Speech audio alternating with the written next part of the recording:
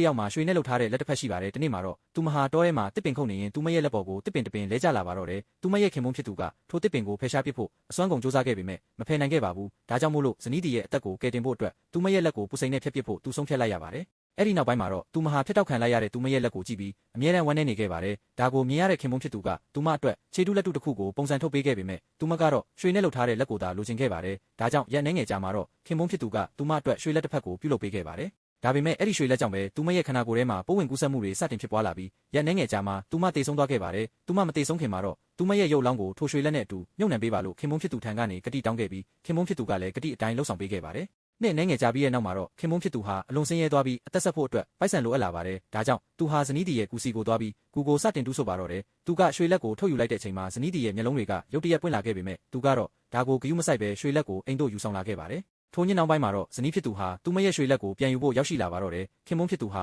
အလွန်ကြောက်လန့်တကြားနဲ့ရွှေလက်ကိုဇနီးတီထံပြန်ပေးလိုက်ပါတယ်ဒါပေမဲ့ဇနီးဖြစ်သူဟာလက်ကိုပြန်ရပြီးချင်းမှာပဲခင်မုန်းဖြစ်သူကိုတပ်ပစ်လိုက်ပါတော့တယ်